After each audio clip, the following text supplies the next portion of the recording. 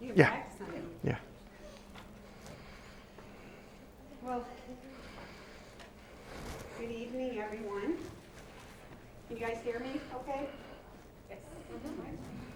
So as I said in the other room, my name is Kathy Posnick, and I work for the Chiari Malformation Foundation. I'm their chapter coordinator, oversee all the national walks, and I have 2 boys with these disorders, so I have a passion for helping to make a difference.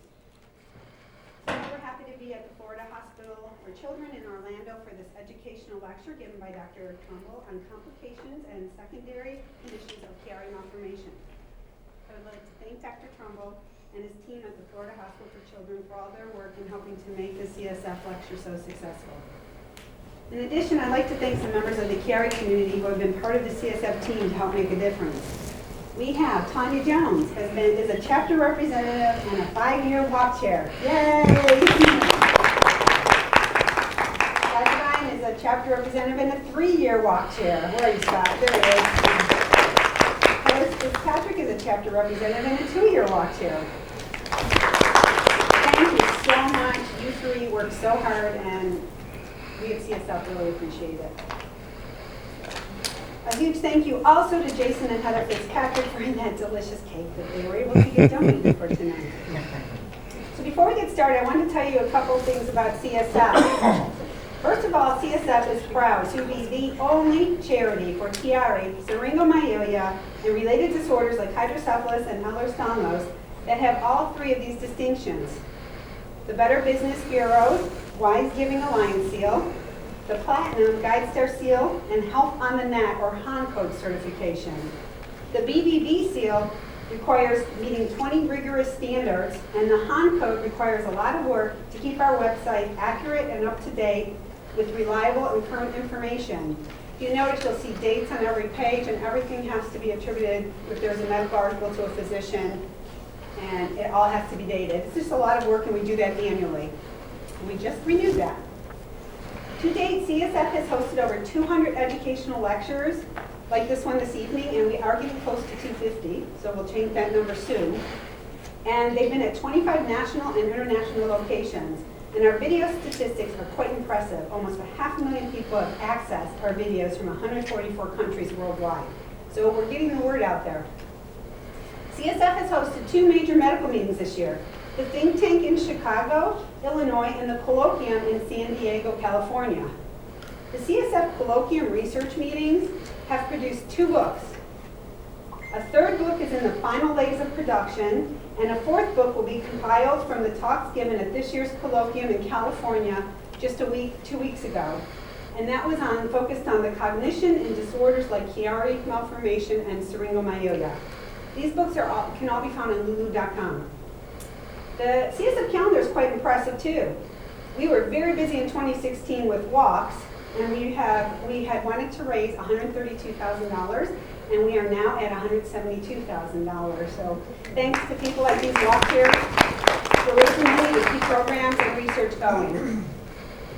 In an effort to raise awareness and funds, we continue to host our signature events. We have the signature golf event, the Bobby Jones Classic for CSF, that takes place in May in Atlanta, Georgia at East Lake Golf Club every May. We also host hometown events in Staten Island, Cleveland, and now there's going to be one in Chicago next weekend. Our highest ticket price event is called the Night of Light Children's Gala that takes place every November in alternating cities. One last thing I want to mention is, briefly mention, is one very exciting research project CSF has been working on. Even though it's 2016 and medicine has advanced, the truth is, many physicians agree that the definition of Chiari is no good. Is it a certain level of cerebral position below the opening of the skull? 5 millimeters, 3 millimeters. What is 0 millimeter herniation? Or there would be a herniation. So what is 0 Chiari? Is it just a particular set of symptoms? Even the experts agree that this is a problem because it makes it difficult to determine which patient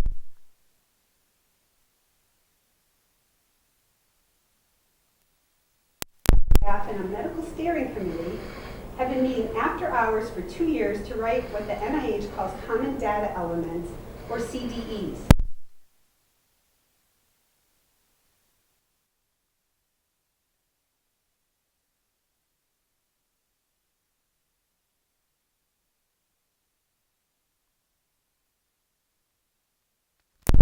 apples to apples.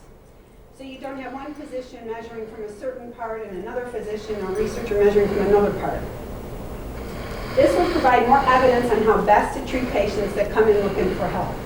With better research, these doctors will be able to tell those patients exactly what is best for them to do. The unbelievable part of this entire project is that we have collaboration from over 35 medical institutions nationally and representation from, you ready? China, Japan, England, Spain, France, Switzerland, Italy, Germany, Australia, and Canada. Now that the CDs are almost finalized, CSF will begin designing an international registry that includes these elements. Because Chiari studies tend to be small, the standardization of measurements, terminology, and fields in an international database to better enable research and clinicians to answer basic questions that patients, physicians, and scientists have been asking for years will now be able to happen. This is a slow process. Research is extremely expensive, and if money runs out, we will never move forward.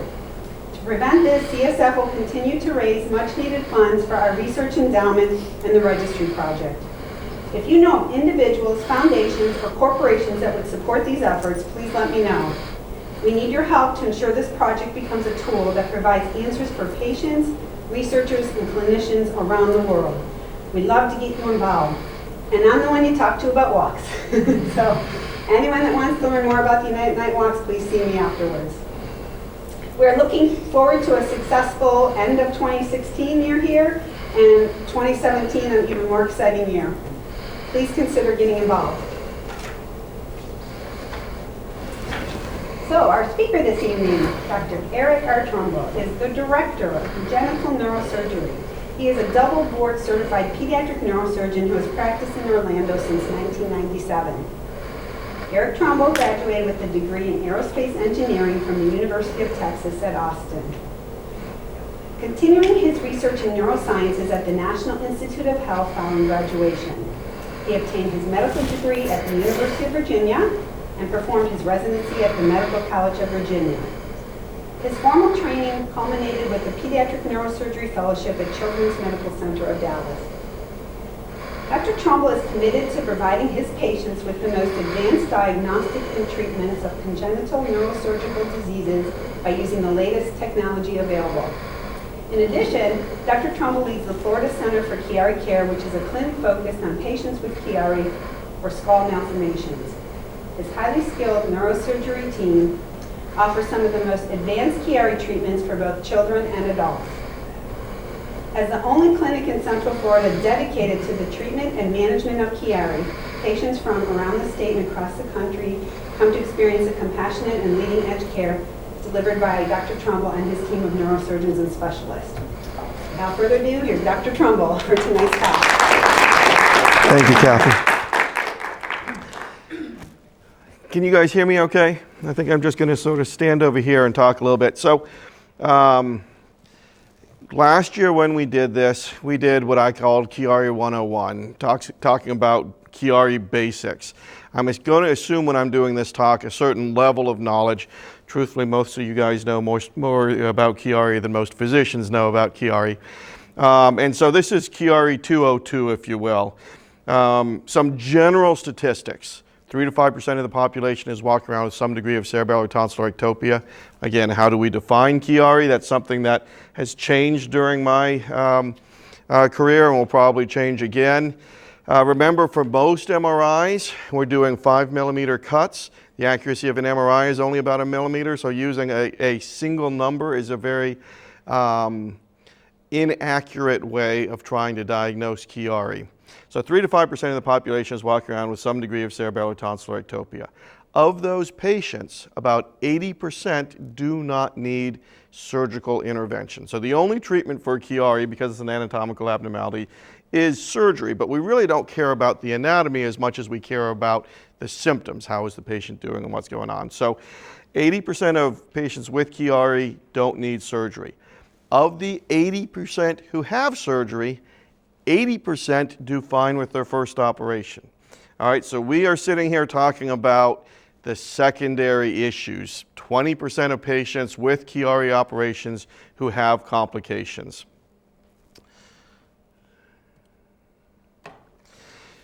This study came out about a year ago now. Looks at the surgical complication rate. This came out, was actually using national data. So one of the advantages we're having now, I'm going to get very technical, but we used to use ICD 8 and 9 codes when we coded national statistics. Now we're ICD 10. It's the first grouping where we've had Chiari 1 malformation as a specific diagnosis.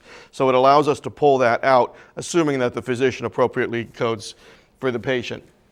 So in this, on the left, surgical complications, you can see with the immediately after surgery, complication rate is at about 8%, and then within 60 days, you're at about 20%. And that's because a lot of patients their CSF leaks don't get picked up right away. So a lot of the times we don't see that. Medical complications, much lower. Medical complications is in the 5 to 7% range. But again, 20% of patients with a Chiari operation have some kind of complication. So why does it matter? We're talking about an elective operation. Very few patients have to have the operation. Chiari is really more of a life-altering, more than life-threatening issue. There are some times where we look at the MRI and we say, oh my goodness, this person needs an operation. You've got a big syrinx, you've got signal changes in the spinal cord, you have craniocervical instability. But for the vast majority of patients, this is an elective procedure, which makes it all the more difficult to decide you want to have a piece of your skull taken off for the operation. And that's why we really need to be paying attention to complications as well. As compared to, say, brain tumors, if you have a brain tumor, you don't have a choice about whether you're going to have the operation or not. You're having the operation. If you have a Chiari, it comes down to how much is the symptoms affecting you. So again, this is just general Chiari information. The important thing from my standpoint, let me see, I've got a little, most of us know the foramen magnum here, Chiari coming down here, this is the Chiari 1 malformation. The analogy I often use is a cork in a bottle, and so symptoms can get tighter, worse when that gets tighter, when the cork gets tighter. Black is fluid here, so the spinal fluid is made in the lateral ventricles. Fluid fills space in the middle of the brain, circulates down the third to the fourth ventricle, where it's supposed to go outside the spinal cord. What the Chiari does is block the flow of spinal fluid, function as a cork, and force the spinal fluid into the center of the spinal cord, causing a syrinx. So these are comorbid conditions. We want to figure out whether patients have them before we do the operation. And I'll take these one at a time. But hydrocephalus, syringomyelia, tethered cord, central sleep apnea, dysphagia. So hydrocephalus literally is waterhead in Greek. And it's the most common thing that a pediatric neurosurgeon does. So if we look nationally, 50% of all pediatric neurosurgical cases are shunts, are drainage of spinal fluid. That's almost always in children, young children. But pediatric neurosurgery didn't exist as a subspecialty until shunts came into existence. Shunts first came into existence by Dr. Holter, who was not a physician, but a PhD in engineering, who had a son in the 50s who developed hydrocephalus. He created the first shunts. I've got some shunts here. We'll pass around and talk about that a little bit. But the diagnosis for hydrocephalus is radiographic. So hydrocephalus means the fluid is building up. So you do typically an MRI, but a CAT scan, or in children an ultrasound will show that as well. Treatment for true hydrocephalus is CSF drainage. So it's a ventriculoperitoneal shunt. About 95% of shunts implanted in the US are ventriculoperitoneal. Spinal fluid comes from the blood, goes back to the blood. For Chiari patients, it is usually obstructive hydrocephalus. You're blocking the flow of spinal fluid. So in order to drain the spinal fluid out, you need to get the spinal fluid in an alternative pathway, literally shunting it out of the brain somewhere else. In the case of a peritoneal shunt, you're draining the spinal fluid from the head into the peritoneal cavity, floating around near the intestines. You'll hear people say it's in the stomach. It's not really in the organ that's the stomach, but it's in the bread box if you want to use colloquial terms. There, though, the extraspinal fluid is absorbed by veins on the inside of the intestines. On the outside of the intestines, just like extraspinal fluid is absorbed by veins on the inside of the intestines. Most of these things we're going to talk about, you want to diagnose before the surgery is done. So for sort of simple concept, if the pressure is up in the head, you have one hole in the skull that stuff can be pushed out of, and that's the foramen magnum at the base of the skull. So if you have elevated intracranial pressure, in this case from hydrocephalus, we're going to talk about idiopathic intracranial hypertension next, and you do a Chiari decompression without treating the hydrocephalus, all you've done is give the brain more space to be pushed down. So you're guaranteeing failure for a Chiari decompression. And then because the pressure is up, you're significantly increasing the risk of a spinal fluid leak as well. So hydrocephalus is important to diagnose preoperatively, as is idiopathic intracranial hypertension. You'll hear the old term pseudotumor cerebri. Pseudotumor cerebri was used because when you look in the back of the eye, you see papilledema, you see swelling behind the eye. That looks like you have a tumor. It's what we see in patients with tumors, but you don't really have a tumor. So pseudotumor cerebri is the pre-MRI era terminology. Idiopathic intracranial hypertension is the current terminology. In those patients, virtually everybody, by definition, because it's idiopathic, we don't know why it occurs, and the MRI is normal, or at least doesn't show fluid buildup. It can show a Chiari, can show some subtle changes, empty sella, things like that. So the only way to really check pressure is to access the spinal fluid. So that's either drilling a hole in the head and putting a tube directly into the brain, or doing a spinal tap. And so we do a spinal tap on almost everybody. A little bit of fluid drainage has not been shown to exacerbate Chiari symptoms. So a little bit is not bad. We don't want long-term drainage, so something like an LP shunt is contraindicated in the Chiari patient population. For idiopathic intracranial hypertension, if you have that, again, it's idiopathic, so we don't know exactly what's going on, but we know it's more common in females, and we know it's more common in heavier females.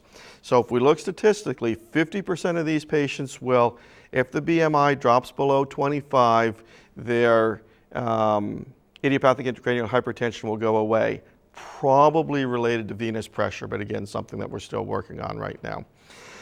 So some places, like the Cleveland Clinic, are doing bariatric operations, doing gastric banding in an effort to try to minimize putting shunts in patients. And we'll talk about shunts for a minute, but shunts are not risk-free either. The frustration is the complication rate of gastric banding is pretty high as well. And so you get caught between a rock and a hard place. And I just have discussions with patients and give them options.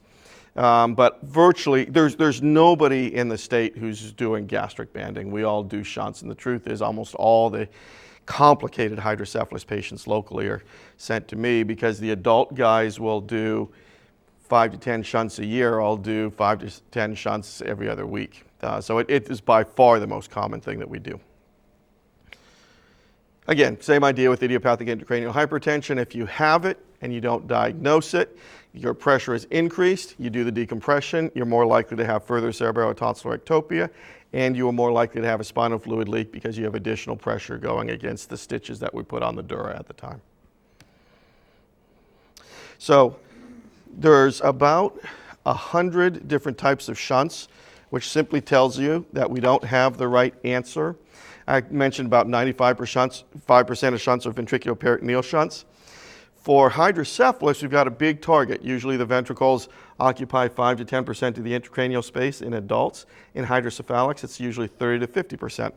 So we have a ventricular catheter that we're passing into the brain, has about 1 centimeter of holes at the tip, which is where the spinal fluid comes out.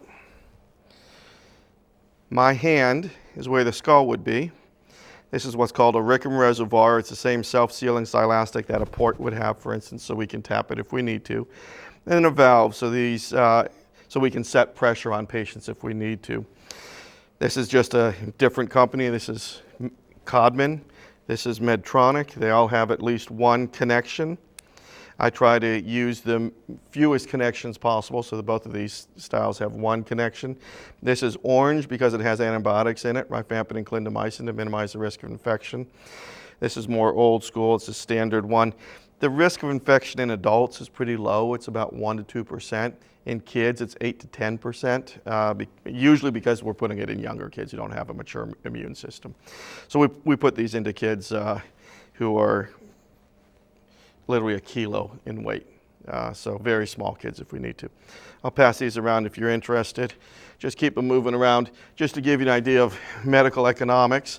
I hate talking about that stuff, and I avoid it as much as possible. But they don't let me play with too many of those, because that one with antibiotics is about a $4,000 piece of plastic, and that one without is about a $3,000 piece of plastic. And those aren't programmable shunts. So you can program a shunt as well, and that roughly doubles the cost of a shunt. So we talked about this a little bit last year, but about 20% of Chiari patients will have some spinal cord anomaly. So I don't operate on any of my Chiari patients without a full spine MRI to make sure we're not missing anything. The most common spinal cord anomalies are a syrinx, again, fluid buildup in the spinal cord, or a tethered cord. And the kinds of tethered cord is a fatty filum terminale. The filum terminale is the last nerve to leave the central nervous system. We think it went to our tails when we had tails a million years ago. It's the appendix of the central nervous system now. It doesn't do anything, but because it's the last nerve made, and embryologically the skin and the central nervous system come from the same series of cells, if a cell that was meant to get to the surface didn't make it, it can get stuck in the filum terminale. The fat does not stretch to the same degree that normal nerves do, and so you're tethering, you're literally pulling down the spinal cord. And again, if you're pulling down the spinal cord and you pull down the cerebellar tonsils and you don't know that that exists and you do a decompression, what's going to happen? You're pulling everything down, you're increasing the risk of failure again. Diastematomyelia is much less common, but it's literally a duplicated spinal cord, often with a bony spicule going through, so that's tethered, it's stuck there. And a dermal tract, so a lot of patients will have cutaneous stigmata. It's why when I see patients, I look at the top of their spine, bottom of their head, and the top of their gluteal crease, their butt crack. So those are the places you're going to most commonly see cutaneous stigmata. Cutaneous stigmata, again, evidence that the skin wasn't made normally there, and if the skin wasn't made normally, it increases the risk that the spinal cord was not made normally there. I've had many families come in who have suboccipital hemangiomas. It's usually just above the hairline, so you need to look. It's easier for me to see intraoperatively because I shave a little bit intraoperatively. And they'll say, well, it's the Williams family stork bite, but it's a cutaneous stigmata for a Chiari. And so many families will have that. Probably 80 to 90% of the patients I operate on have some kind of cutaneous stigmata back there. So, syringomyelia. We've talked about, does size matter in terms of Chiari? Size does matter in terms of syringomyelia. We are using syringomyelia as a term now, particularly the radiologists, for any bit of fluid you can see in the middle of the spinal cord. Again, remember, embryologically, spinal cord starts as a series of flat cells and rounds out. In the middle, there is a central canal, which you can see. So if you do an anatomy dissection of a spinal cord and you cut it down the middle, there is literally a little epithelialized, a little normal area that holds spinal fluid, and our MRIs are so sensitive we can see that now. So again, we're seeing that a lot. We have had discussions about how you define a syrinx. But clearly, anything less than 3 millimeters we don't consider pathological. Anything more than 5 millimeters, and we're talking diameter. So I'll often have people call me and say, well, I've got a 3 centimeter syrinx. A 3 centimeter syrinx means that they're measuring the length. And if it's a millimeter thick, it means nothing. If it's 5 millimeters thick, it means a lot. So these are, again, things we need to look at radiographically. We talked about very few things that we look at the MRI and say, oh my goodness, this person's going to need an operation. A big syrinx is a ticking time bomb. So those are the patients that we always recommend surgery on. Certainly if it's greater than 5 millimeters, we talk about doing a decompression. Chiari decompression is successful more than 80% of the time in these patients. We're talking about failure, complication rates in difficult patients. So if you do the Chiari decompression, again, we talked about in most patients, the single Chiari decompression is successful about 80% of the time. That's true in Chiari patients, in syringomyelia patients as well. Some literature will say 85%, some literature will say 90%, but at a minimum 80% chance. At a minimum 80% chance of stability or reduction in size of the syrinx. These are somebody that you can't assess the syrinx without doing serial MRIs. So I routinely do an MRI 3 months post-op, but whether you do it 3 months or 6 months is personal preference of the physician. You need to do something. If symptoms persist or the Chiari or the syrinx continues to grow, you have failed with your decompression. And so then you need to decide what do you do next. A repeat decompression, this is the setting in which I use a Cine MRI. Cine, you're looking for flow through that area. So the reason a syrinx decompression may fail is because you have scar that is blocking the outflow of spinal fluid. And the Cine MRI is looking at flow through that area. So this is the setting in which I like doing a Cine MRI. The frustration is if you see blockage of flow on a post-op Cine MRI, the treatment option is then going back and trying to break up the scar, but now your success rate has dropped to 50% because we don't have anything that guarantees breaking up that scar is going to prevent the scar from coming back. There are different products we've used, but nothing has been shown to create statistical significance with that.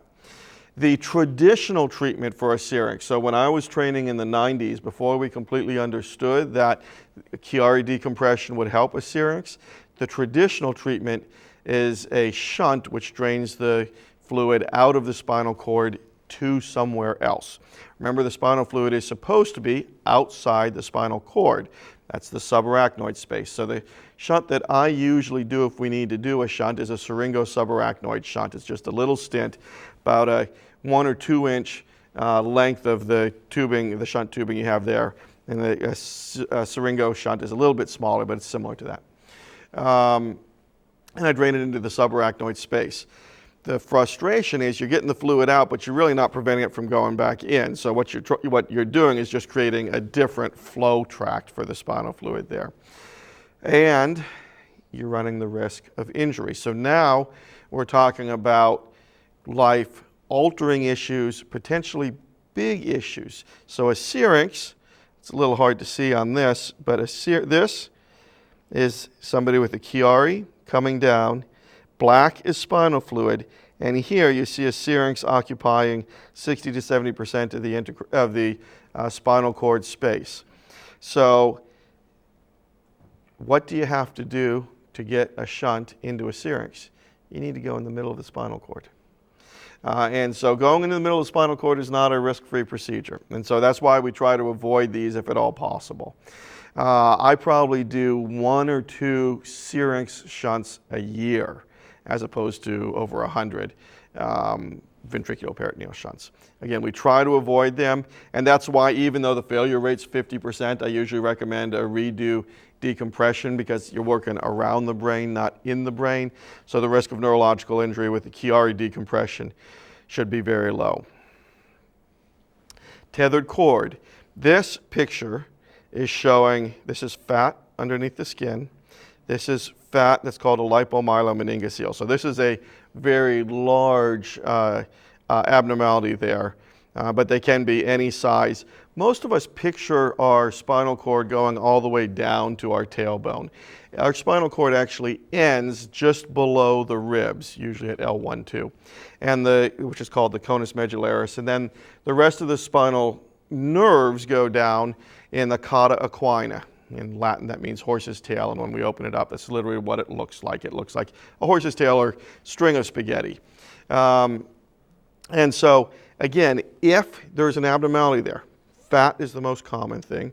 But if there's an abnormality there that's tethering the spinal cord, you need to treat the spinal cord tethering before you treat the Chiari or anything else. A radiographically visible abnormality tethering the spinal cord is what we see in the vast majority of patients. The complicating factor is there will be some patients who have an occult tethered cord. Occult meaning we don't see anything on the MRI, but they may have a low-lying conus, they may have something else going on.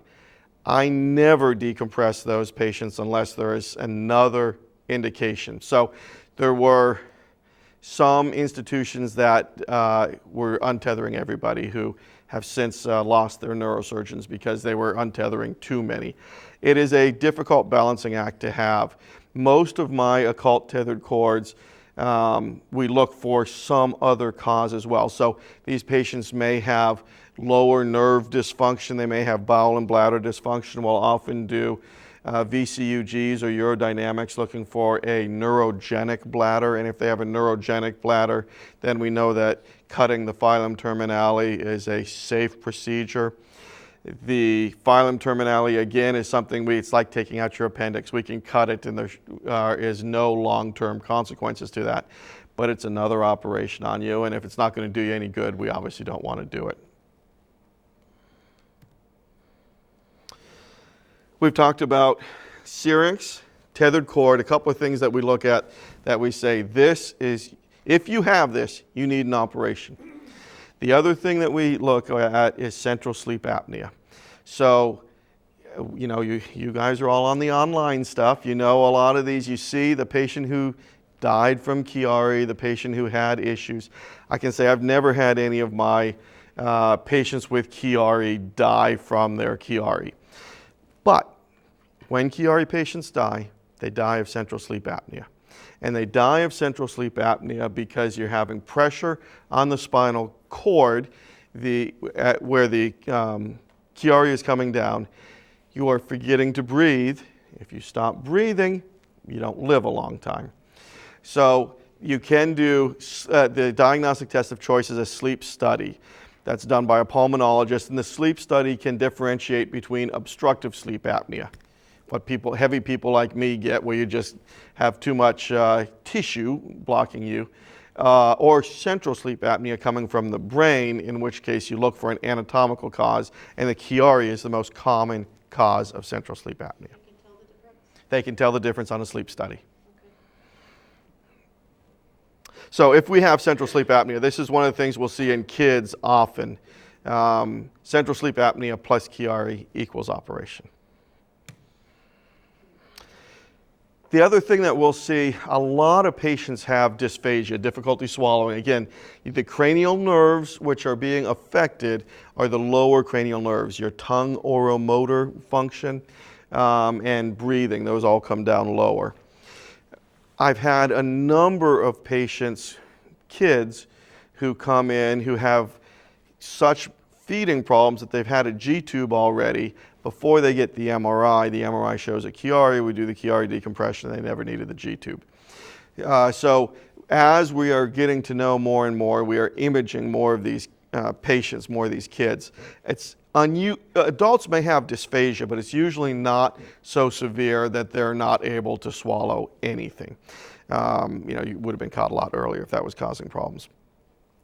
But if a patient is having unremitting swallowing difficulties and GI can't find another cause, we usually do an MRI. If we see a Chiari, we decompress them, and it's successful. I actually haven't had a patient that we did that on that ended up needing a G-tube.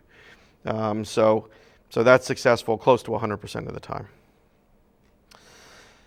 Those of you who have come to me have heard my little spiel on connective tissue disorders.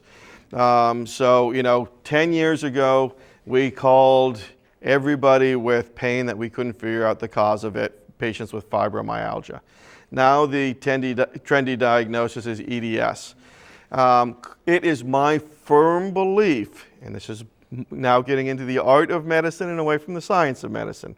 It is my firm belief that there is a connective tissue component to most, if not all, patients with Chiari.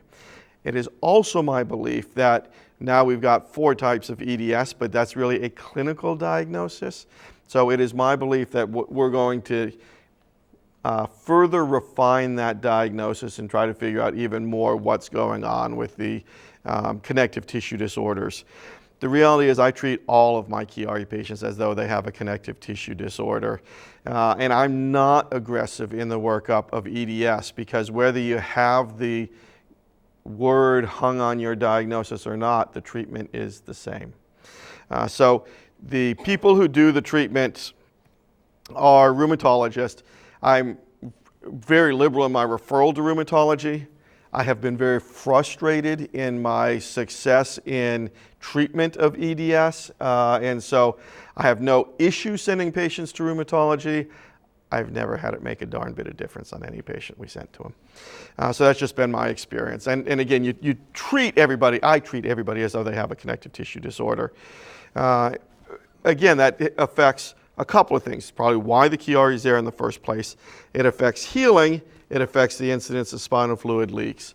And then the other issues. So these are secondary diagnoses that we were looking for before doing surgery. Now, if we've made the jump, we're going to do surgery, what complications do we worry about?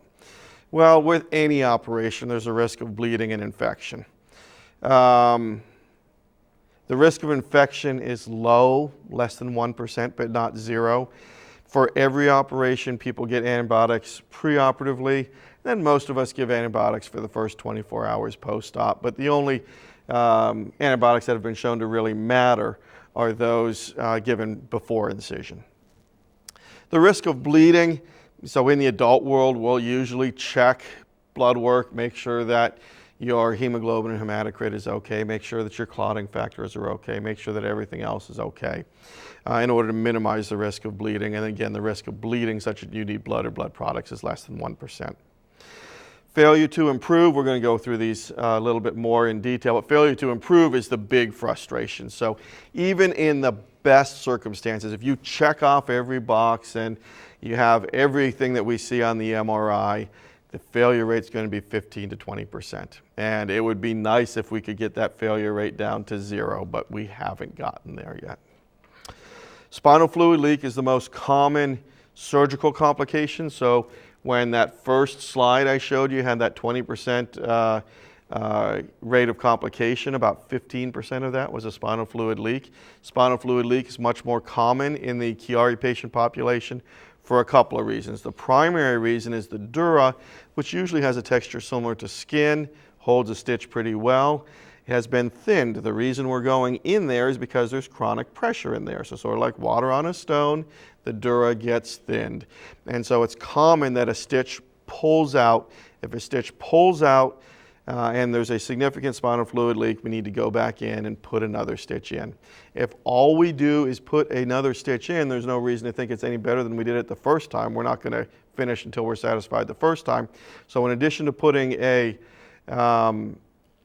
stitch in, we put a lumbar drain in. A lumbar drain is literally the same for those who have had epidural anesthesia, literally the same catheter that we use for epidural anesthesia, except instead of giving medicine in the epidural space, we go through the dura and drain spinal fluid out. Most patients who have a Chiari operation hurt and are nauseated post-op. And so that nausea, when you're retching, you're giving yourself a Valsalva maneuver, you're increasing your intracranial pressure, and you're testing those stitches that we just put in the back of the head. And so if we have a lumbar drain, spinal fluid is coming out that drain rather than testing the stitches that we put in. So that's the logic there. Bony regrowth, very rare. I just reviewed our data. So the issue there is you need to make a big enough hole, 2.5 centimeter by 2.5 centimeter suboccipital decompression is what we usually do. But you need to make a big enough hole so that the bone doesn't grow back. The body's natural tendency is to close a hole that wasn't there in the first place. So the issue in kids is you sometimes can't get a big enough hole. In our hands, that bony regrowth doesn't happen much past the age of 2. So in the under 2-year-olds, we have 50 to 70% incidence of repeat operation. The over 2-year-olds, that risk is close to 0. So again, this is just what I was talking about there. Why is younger more difficult? We talked a little bit about EDS, idiopathic intracranial hypertension, craniovertebral instability. Craniovertebral instability, as long as you don't go out too far, you should not cause any instability. Now, remember, what's helping stabilize the head to the neck is ligamentous. Ligamentous is soft tissue. If you have a connective tissue disorder, you are at higher risk for craniocervical instability. And so that's something that we really need dynamic images on usually. We want to move the patients, flex and extend them, rather than do a static picture where they're just in one position. So again, if you fail to improve, what do? I really like the Cine MRI in the post-op setting more than I do the pre-op setting. It's fine in the pre-op setting. If you have obstructive flow, it actually increases the chance that you're going to improve with surgery. But most patients, the decision for surgery is based on symptoms. The frustration for some of the post-op patients who fail to improve is that you may have ongoing obstruction to flow that we just can't see. The scar is often the arachnoid. Arachnoid comes from the word arachne, a spider web in Greek. And so it's a tissue paper thin membrane that we may not see. And so if we can't see it on the MRI, we can still look for an obstruction of flow on the MRI. That's the advantage of the Cine MRI. So we talked about re-exploration in that setting.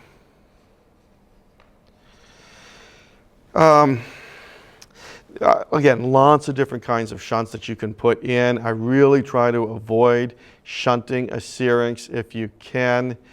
Like I said, I do it once or twice a year. And it depends where the syrinx is, but of course the Chiari is occipitocervical. So if your syrinx starts mid-cervical, you hope that the syrinx goes down into the thoracic and is one continuous hole. You can have septations, and so not everything drains at the same time. But you want to try to get out of the cervical spine if you can when you're doing a shunt, because if you're in the cervical spine, not only are you talking about injury potentially to arm function, but to breathing function as well if you're up at C3, 4, 5. So significant damage in that patient population if possible. Again, we try to avoid it. The last syringo subarachnoid shunt I did was actually a young lady who had a spinal cord tumor, so she was a different patient population, and she was neurologically devastated by the tumor years ago and was just having chronic pain. So in that case, we drained her and helped her out, but she had minimal function below that. So the size of the catheter is 2 or 3 millimeters. We talked about not caring much if the syrinx is under 3 millimeters. Part of that reason is we can't do much to make things smaller than 3 millimeters. In the old days when we shunted everybody, 3 millimeters was considered the best outcome we could get because the tube was that size. So neurological injury. We throw these terms around. You're talking to the brain surgeon. This really isn't brain surgery we're doing. We're working around the brain, not in the brain. The only time we touch brain tissue during a Chiari decompression is the cerebellar tonsils as they are outside of the foramen magnum. And that tissue is dysfunctional tissue.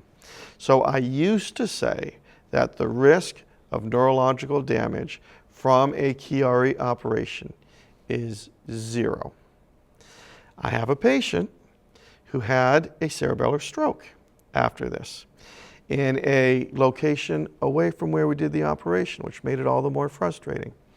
And so there is a risk of stroke with every operation. We don't think it's any different in the Chiari patient population than in others, but that is a risk. And it's a risk that is rare, but can occur. Again, probably not related to the Chiari itself, but related to the anesthesia and everything else.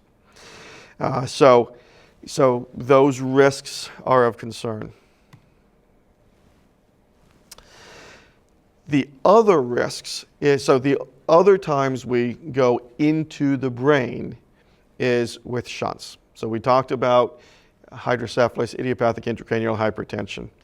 Study came out about 9 or 10 months ago now that looked at the incidence of hemorrhage in the pediatric population. So this is pediatric, but we think it corresponds with the adult world as well. The reason pediatric was used is just because we do a lot more in kids than we do in adults. So again, hydrocephalus is just more common in kids. And this was not the Chiari patient population.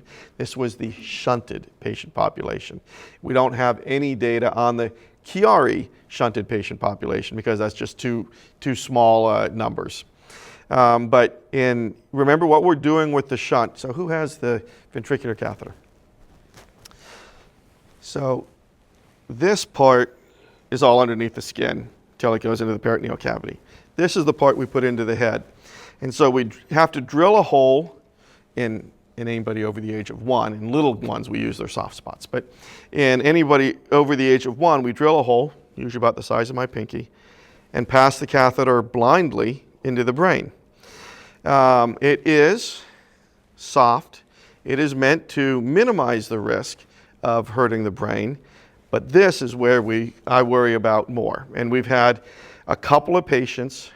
Our incidence is about 1 or 2%, but if we look nationally, these are national numbers, 10% of patients with catheter placement have some bleed. Not all of them are clinically significant. And then when we remove it, so if it's been in there for a while, tissue tends to grow in to these little holes. And removing it, we literally take this stylet again, put it down the center and cauterize it. So we try to get any tissue that's grown in there out of it. But if we have to take it out, we have more than double the risk of hurting the brain when we do it. So 21.9% in that patient population. So again, this is why we try as much as possible to get everybody into that 80% that doesn't have the complication, right? We're looking through the audience. Some of you guys are that 20%.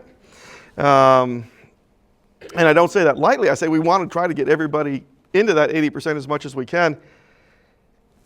Well, we're doing more research. We're trying to figure out how to get there. We are, by no means are we perfect. And I don't need to tell you guys that because you're dealing with all the frustrations.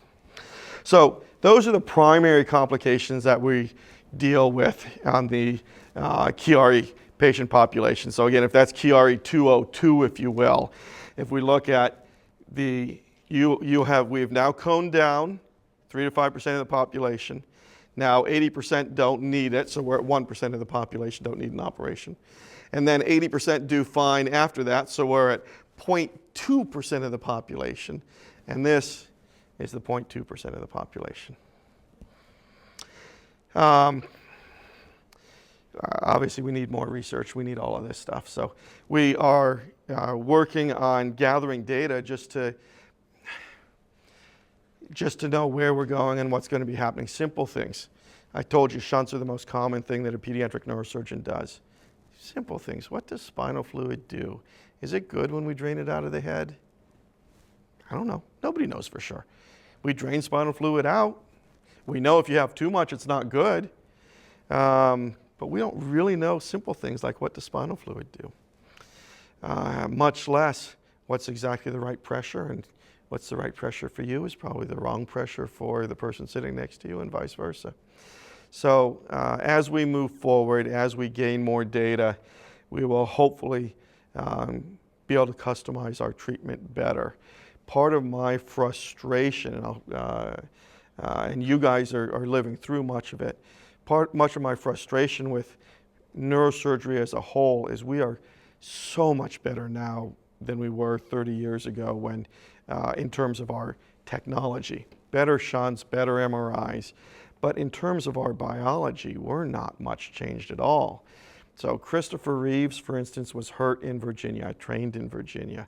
I remember us all thinking, you know, he believed he was going to walk again. He obviously didn't. What we do for spinal cord injury now is no different than it was 30 years ago. We haven't been able to figure out how to fix damage that has occurred. And so we're trying to minimize the chance of getting to that damage point. But that's much of the frustration that we all deal with is how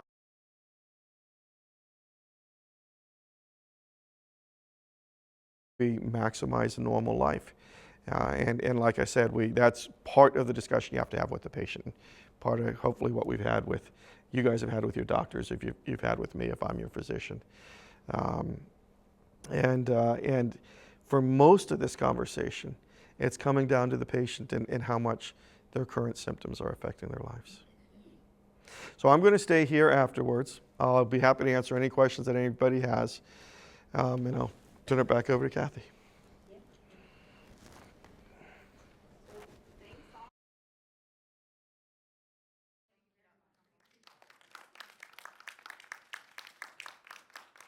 This lecture will be going up on the CSF website in the next couple weeks, and we'll share it with for your website. Thank you so much for bringing us all together out here. Again, any questions for Dr. Trumble? Any questions about how we raise and proceed? Yeah, and if you guys want to do a little Q&A, I'm happy to do it. So that'll go on the website. And then if you just want to ask questions personally afterwards, I'll stay as long as there are people. I have a couple questions. For one, I found out I was diagnosed 11 years ago. This is the first time I've ever come to me, and I've lived in Florida. I did not even know there was even a month for awareness of Chiari. Months for Chiari. I am into the music industry, and I'm just like so excited because I can do like a big fundraiser thing. And where does this money go? Like when they do the research and stuff, is it go to neurosurgeons like yourself? Does it go to? I'll defer to Kathy. So the answer is, we all donate our time. People who are doing all of this type of work. It's really for research, and I'll let her talk about that. And basically, the Chiari and Syringomyelia Foundation, their mission is to raise money for programs that educate like this. And this is to educate not only the lay community, but physicians and doctors. We have many, many physicians coming to us saying, oh my gosh, Dr. Trumble, Right. so much. So just a show of hands, I know you can't show up very well there. How many have seen a couple of docs who didn't know how to spell Chiari or what it was? 100% of you, 100%. Right. And you just haven't seen enough docs yet.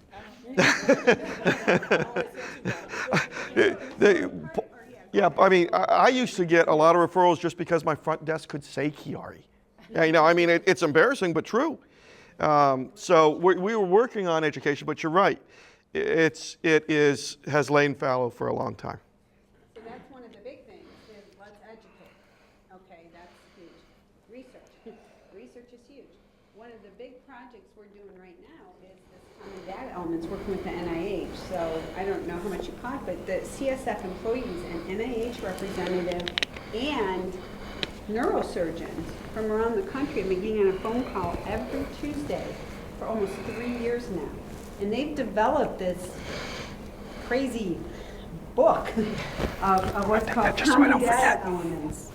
And this is supposed to help clinicians and researchers, like I said, compare apples to apples. Because, I mean, I've heard you guys talk, you know, you can measure all different ways. What if someone has their head back like this? They might have a real long herniation. What if someone has their head down like this? It might be short, you know, that we need to compare apples to apples. Not me. So anyway. No, you're right. You're right. Sense, but it's awareness. It's. We're just in our infancy, though. You're right. Research. Well, I'm just like so excited. It was only like a month ago. I have had numerous tests. And by the way, I want to thank you for answering my email. I'm not a patient of yours. I was honored you responded to my email. I lost my neurosurgeon 3 years ago. I had Chiari decompression surgery 10 years ago. And I'm starting to have a lot of symptoms. I get my MRIs next week. And you were talking about these connective tissue diseases. I've been to like 3 rheumatologists. I'm so frustrated with that because if it is a connective tissue issue with inflammation out throughout my body, then how is that detected? Is it from the Chiari? Is it not from the Chiari? Is it autoimmune? Is it, all linked back to this? Right, so I'll tell you, quite honestly, one of the reasons I became a neurosurgeon, I love the brain. I found neurology diagnostically fascinating and therapeutically frustrating. And so for a neurosurgeon, diagnosis is now simple. We do an MRI, and either you have an anatomical problem or you don't. You may do other imaging, but you have to have an anatomical issue for us to assess it. Now, the reality is, again, gets back though, we don't really care if all of us have 10 millimeters of cerebellar tonsillar ectopia. If we're asymptomatic, it doesn't matter. And so my experience is what you're saying. Rheumatology is not up to par with a lot of the connective tissue issues. And I think part of that is because we don't know how to properly diagnose it. It is my belief that we will find 10 or 20 genetic issues that are coming to the final similar answer. So EDS, it's my belief, and again, this is beyond the science of medicine into the art of medicine, that what we're calling EDS now, just like what we were calling fibromyalgia 10, 15 years ago, is a trash bag diagnosis. We can't figure out what else it is, and so we call it that. Is this hereditary? My father, when I was 5 years old, he became paralyzed, and we didn't know that was 40 years ago. And I can remember for about 6 months, he could not walk. He was, bedridden for a long time. I became paralyzed. Well, not totally paralyzed, but like one side of my body 10 years ago when I went to numerous neurosurgeons. I slept sitting up for 2 years until a neurosurgeon found that it was the Chiari, and the decompression did help me. I lost all feeling in my arms and stuff. And my father did the same thing. His was from the waist down. He regained his functions throughout his life, but throughout his life he had a lot of the swollen problems, the visual problems like I did, and he passed away from lung cancer. But I have grandchildren and children now, and I wonder with that. So I talk about 3 to 5% of the population walking around with some degree of cerebellar tonsillar ectopia. We know if you have a first-degree relative, so your parents, your siblings, your kids, you double that risk. So you're at 6 to 10%. Certainly, it's probably multifactorial, so we can't say this gene causes that problem, but we know you double the risk. We do not routinely recommend MRIs on patients because if you find something, if they're asymptomatic, you're not going to do anything about it. On the flip side, I have a very low threshold of doing an MRI on a patient with a family member who has a Chiari. So if any of your kids or your grandkids, now grandkids 2 generations, so not as clear there, but I would have a very low threshold of doing an MRI if they're having symptoms. And you want to get them before they're having problems with paralysis or anything like that. So your father may well have had a bad syrinx. That was in the pre-MRI era, so we didn't have a good way of imaging back then. And you think maybe he regained his function because That cord got tighter or less tight. Syrinxes can get big or small. so it's possible he might have From what you described, I think it's probable. I was just going to say, I was told by a neurosurgeon to have a 2 millimeter herniation. That was found after the boys were diagnosed. I'm not symptomatic. So, it's something that we would have never even looked at. Right. And any of us could have that. Right. So I don't go looking for a diagnosis if you're not going to do anything. But in particular in younger kids where they might need anesthesia or sedation or something like that, then the risk is higher than the gain. But if they're symptomatic, I'd have a very low threshold. Symptomatic, any brainstem issues, spinal cord issues, bad headaches. So if they're not exhibiting what we say are symptoms, why are they still scanning yearly if we're not finding new symptoms? Does that make sense? So, well, I'll tell you what I do. Okay. I scan for a couple years. I don't scan long for an extended period of time. I usually scan for a couple years. And if it's in kids, we haven't talked about that much, but I throw out the degree of cerebellar tonsillar ectopia in kids. Because if you measure anything, measure their fingers or their toes, everything should get bigger. So if growth is commensurate with the child, in other words, if the cerebral tonsillar ectopia is at C1 and stays at C1, even if it goes from 3 millimeters to 6 millimeters when the child doubles in height, it's a stable Chiari. Okay.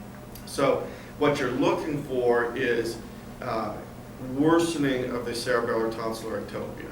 Now, we didn't talk about that too much, but there's 4 different kinds of Chiari. They are distinct anatomical entities. So if you have a Chiari 1, you don't go to a Chiari 2 or a 3, but you may have further cerebellar tonsillar ectopia.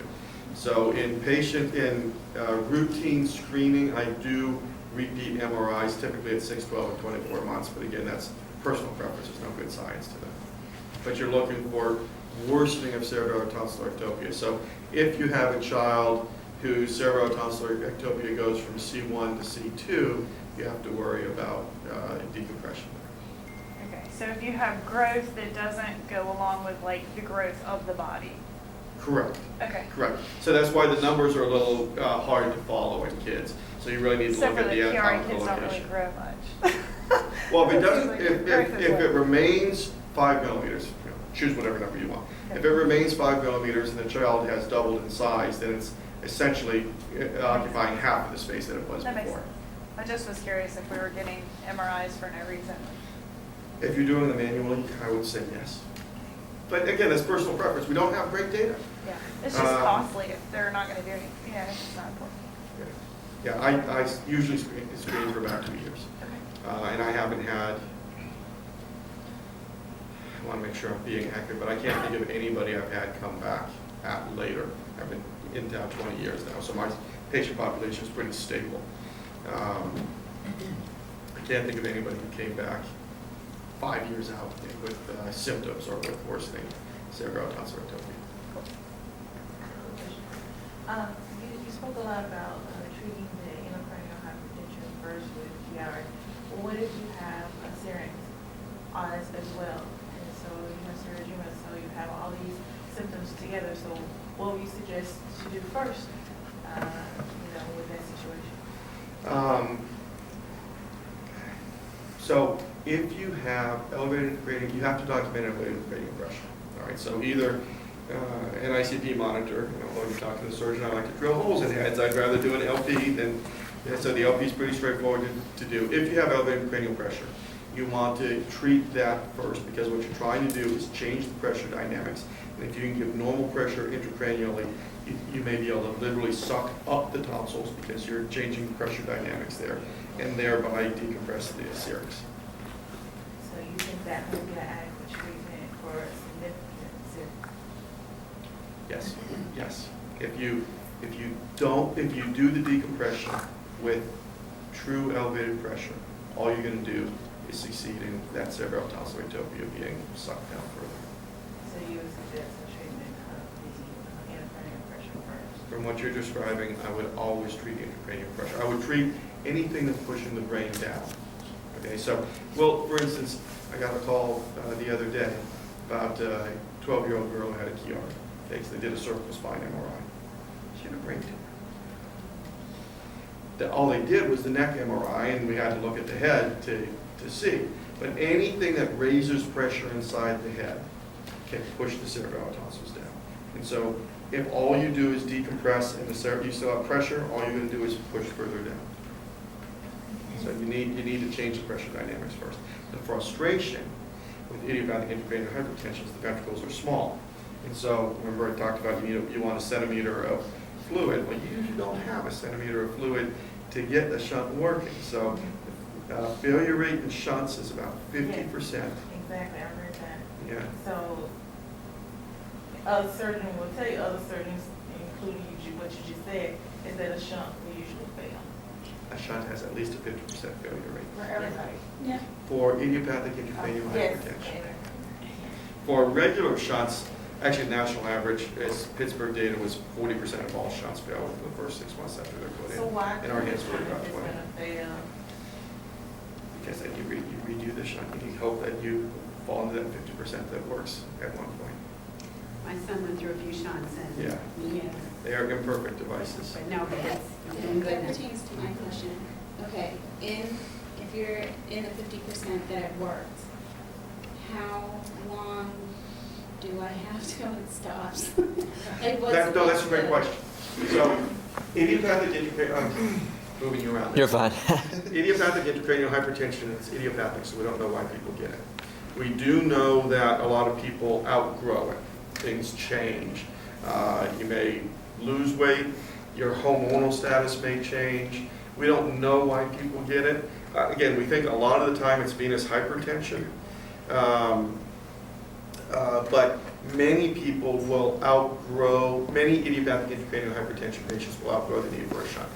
Now, if you're 5 years down the road and you're doing fine and the shunt looks in good position, the neurosurgeon will take credit for the shunt working, but the reality is you may not need it anymore, and we just don't know. The only way to tell at that point would be to pull out the shunt and monitor intracranial pressure, and that would be another operation, so we just assume it's the shunt, but we don't really know that. The only time we find that is if the shunt is literally broken. If it's a piece of plastic that breaks, you see it's broken, you know the shunt isn't working, you remain asymptomatic. Okay, and the question about abdominal pain with shunt, is that common to have No. abdominal pain with No, shunt? the answer is it's very rare, but in the Chiari patient population and people who have connective tissue disorders, it's much more common. So we're meant, these are literally the sizes that we open up. Remember, you've got a couple hundred yards of intestines in your peritoneal cavity. Another foot of tubing should not be a big deal. I'm obviously not that tall a guy, but this is the size we open up. So it's got another 2 feet or something that would be in the peritoneal cavity. And this is meant to be soft. It's pliable. It's not supposed to cause problems. It does. So I do a couple hundred shunts a year, and probably 10 times a year there's people who have issues with it. And it's almost always the pseudotumor patients who are more complicated. So does it cause like adhesions? Yes. Or? Yeah. Right. There's some issues. So adhesions are scarring in the peritoneal cavity.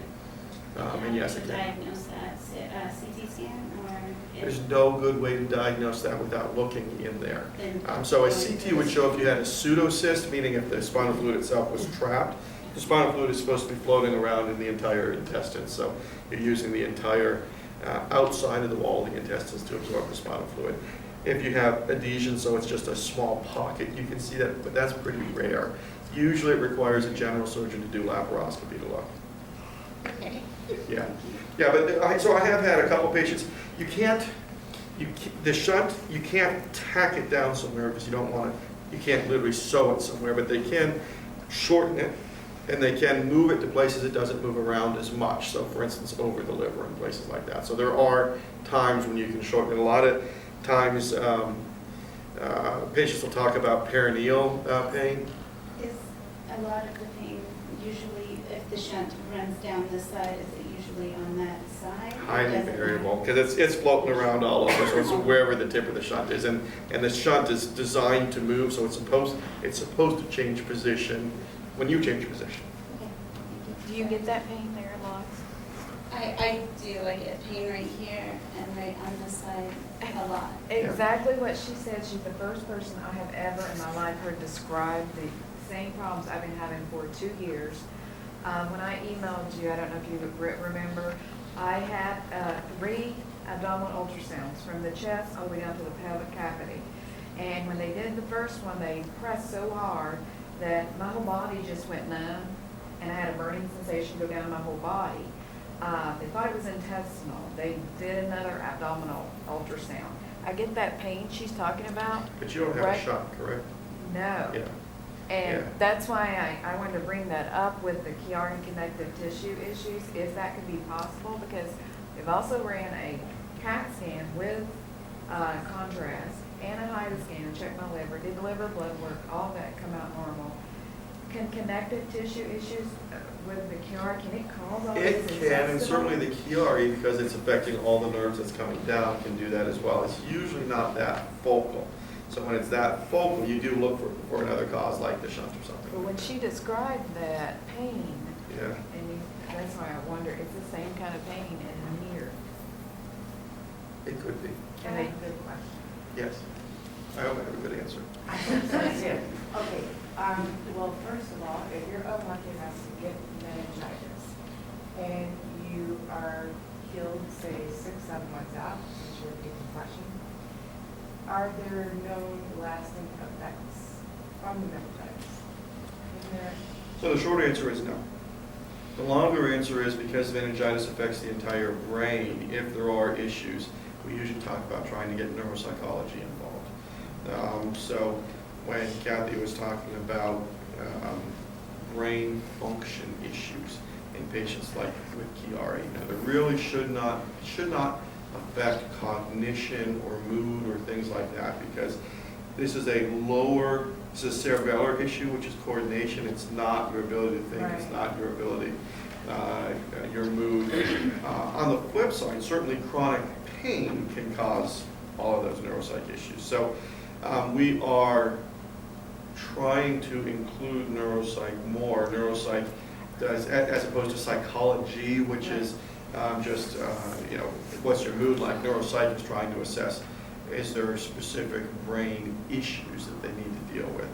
It is much more difficult to assess post-operatively if you don't have a comparison to pre-operatively. So there have not been great studies with meningitis. Most of the time there is not a long-term issue, but it does affect the entire brain, so there is a risk. Right, and so we can talk about that, but that's probably worthwhile seeing neuropsychology and letting them try to assess what part of the brain's working better. So we know anatomically things look okay, that doesn't mean functionally everything's okay. I finally calmed down and looked at it, and I was like, wow! Yes. What are you on? But that's the frustration. We can get the anatomy looking fine, and we still don't always get the patient looking fine. Another question, do you remember that tight band that you cut? Well, she had hers cut, and then she grew it back. And she's a scar tissue maker person. There's a chance that could come back again. Yes. Yes. So what I tried to do is take more of it. So there's an occipital-cervical band between the bottom of the skull and the top of the cervical spine. And we try to cut it, and the more we take out, the less likely it is to grow back. But again, getting back to the connective tissue issue, some people make more scars than others. And yes, there's a chance it can come back, and the frustration is cutting scar does not prevent it from coming back. So we try to take out as much as possible so it has to grow farther, right? But it does. There's no way to keep it from growing. And then one more, sorry. Chronic nausea. That's probably her biggest complaint. If we could get rid of the nausea, the child will be halfway normal. Right. But we cannot get rid of that. And she tries every anti-nausea med that's made. Like So- I gagged before I opened my eyes in the morning. Right. Again, I'll get back. The anatomy looks fine, but there is probably some brainstem dysfunction going on there. We didn't talk about it here, but there was a Chiari Severity Index that was released about a year ago. I'm sorry? I've read it. Yes, exactly. So I think it's a very good study, and basically what they said was there's three categories they had for Chiari 1 severity. One was the classic suboccipital headaches. If you had the classic suboccipital headaches, you had a 83% chance that surgery was going to help. If you had diffuse or bifrontal headaches, you dropped that success rate into the mid-60s. And if you had myelopathy means brainstem dysfunction, coordination issues, basically evidence that the spinal cord wasn't working properly, you dropped the surgical success rate to 56%. So the concern there is, even though you don't see an anatomical change, there may be a functional change. There may be some permanent damage to the spinal cord that is occurring, which is below the level of resolution of the MRI. The MRI is the best anatomical study that we have. So that gets back to, you're talking to the surgeon. Surgeons like to operate, but in general, that is a study that I use to talk to patients that I have some concern about waiting indefinitely in symptomatic patients, because there may be permanent damage even though we don't see that on the MRI. That's kind of a hard one to swallow. I have to put that out there. There's no grades, so, but when you really break it down and you read it, they're trying to predict the success rate of your surgery. Correct. Not really breaking your PR. That's exactly right. Yeah. So that's exactly right. So they're talking about symptoms. They're not talking about degree of cerebral tonsillectopia. They're not talking about anything like that. And again,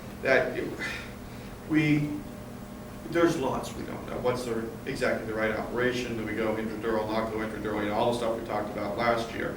When do we operate? So we talked about some absolutes. You got a big serous, you got central sleep apnea, you got craniocervical instability. There's some absolutes. There's a huge gray zone. And in my practice, I have slowly become more concerned that waiting in significantly symptomatic patients leads to a higher permanent complication rate. It took 8 years to even get an MRI. Yeah. Because our pediatrician was clueless. To even get a referral to a neurologist. And then we got the referral and, Yes. yeah. Yes. No. But anyway, so yeah. So I think that's the best data that we have now. Yeah. I'd like to say that I had the pixie dust to fix everything in the Disney pavilion, but I don't. So what do you think? Yes.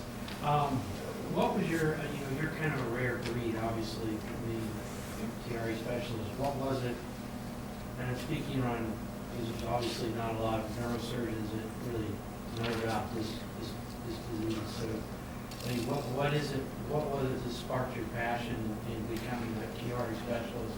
So the way neurosurgeons train is we do an adult fellowship, an adult residency. So I'm board certified in adult neurosurgery. And then we have the option of doing a fellowship. I did a pediatric neurosurgery fellowship. One of the big national discussions that we've had in neurosurgery since I finished residency in '97 is what do we do with patients who are graduating from being pediatric to adult? And most neurosurgeons have to go to a different operating room if they're operating on an 8-year-old or a 28-year-old. The fortunate circumstances I have here is I'm in the same OR whether I'm 8, 20, whether the patient is 8, 28, or 88. And so that led me to develop this congenital neurosurgery concept. The truth is I stole it from the cardiac surgeons. They had it before I did. And my hope is it's going to catch on nationally. Right now you're looking at the only director of congenital neurosurgery in the world. But it is my belief that if we break neurosurgery down by disease processes, we get better outcomes. So I do a lot of Chiari, I do a lot of hydrocephalus, I do a lot of tethered cord. On the flip side, if I've got a 14-year-old, 200-pound football player who has a slipped disc, I send him to the adult world because they're doing 5 to 10 slip discs a week, and I just don't do them anymore. So I think that was answering your question. I was just curious because I've done my own research. So it's, again, like you just stated, you're the big guy. I'm it with that title. I'm not the only Chiari guy, but I'm it with that title. And again, it's because I'm in a relatively unique situation. You can pick it. If you look at a lot of the other Chiari centers, those are areas where... You've been to other neurologists and you're like, Chiari what? Yeah, right. So that's right. But the actual Chiari centers often will have the same OR. So I use the analogy, if you've got Joe Montana but the rest of the team is the Bad News Bears, you're not going to have the same outcome. So again, having the same OR team is a huge benefit to a surgeon. Sure. Well said. Thank you. Well, why is it that neurologists refuse to acknowledge the Chiari and want to blame it on all other kind of things? I don't have an answer to that. I don't have... And then our only option is to come see a surgeon. There's no neurologist out there that can help us. They're working on it. They're working on it. Some doctors blame it on weight, Yeah. blame it on Yeah, other Everything people, but psychological. but the main source of the problem. Yeah, and my question, I wanted to ask you, in your experience, is there any correlation with seizure activity in Chiari? Let me be very specific with that answer. The short answer is no. So true electrographic EEG confirmed seizures is a supratentorial phenomena Chiari is an infratentorial, so bottom of the brain phenomenon. There are many patients who have seizure-like activity that's really spasticity or dysfunction of the spinal cord that looks like a seizure, but isn't an electrical seizure. That can come from Chiari. Okay, but, so it's seizure-like, but it's not, so it's not But actually. it's not an actually- electrical abnormality of the upper portion of the brain. But it is some sort of activity that is associated with the PR. Yeah, usually Does that brainstem have a dysfunction. typical, It's like, brainstem does that dysfunction. look like something specific, like 5 minutes, 2 minutes staring, like when you see those typical It Chiari? usually does seizures. not alter mental status, so it's usually difficulty with control of extremities, but still you're aware. So if you are, have a staring spell where you're not there, that's less likely to be related to the Chiari. Like daydreaming? Well, it could be daydreaming, it could be absent seizures is the classic. I just one. was like, because our daughter had grand mal, like they Yeah. obvious like 5 minutes shaking, turn colors, but I always wondered like could they be related to Chiari versus are they seizures? Because when Right. we took her off the meds, So, so that's why I wondered if they look like something specific. Well, because I just finished a 5-day EEG, and they said they didn't see anything during it, but for the last 4 or 5 years, I've been having the absence seizures, you know, and he notices them all the time, and I've had several incidents in the car, so I can't drive anymore, because of them. But I also had, about a month and a half ago, I had my first, what we thought might have been a grand mal, with the shaking, but I didn't lose consciousness though during that episode. yeah, so if you're But I not, couldn't respond to him during the entire time, but I could hear him and I was still conscious while it was happening, but it lasted for about 5 minutes. And so that's why, you know, so they haven't taken me off any of the meds. They said, well, we're gonna go ahead and keep you on them, but we're just calling it the psychogenic non-epileptic seizures. And I asked them, I said, well, is it possible that any of this is related to the Chiari? Has anything to do with brainstem? And then they're like, oh, no, it has absolutely nothing. It can't Sounds like possibly you write have it off. anything to do with that. It's all psychological, and you need to go to a therapist. What did you call that activity? Not seizure, but spasticity. spasticity. Spasticity is when you're real tight of brainstem dysfunction. What you're talking about is really more brainstem dysfunction. So. And because I asked them, I said, could it possibly be, anything to do with that? Could it be, and it was automatically, and the neurologist, was immediately dismissed, and, oh no, can't possibly have anything to do with that. Again, we always look for the easy thing, and the easy thing is, do we see electrical activity or not? Yeah, and they said, well, and I said, well, I understand it, if it's not, and I'm glad it's not epilepsy, and that's great, I don't need one more thing to add to my list, but, obviously I need to figure out what it is, and, can it be from my other, my other friend, what do I need to attribute this to, and, And so I would say if you're hitting a dead end with neurology, it's time to get repeat images and come back. I'm having them in the morning. So, Quick enough. That's the right path. Dr. Trumble, is it okay if we Yes, wrap up and then? yes. Yeah. Okay. I thank you, everyone, for coming in. Like Dr. Trumble said. Thanks for coming. Drive safely. And there's still cake, so There's still please cake. come.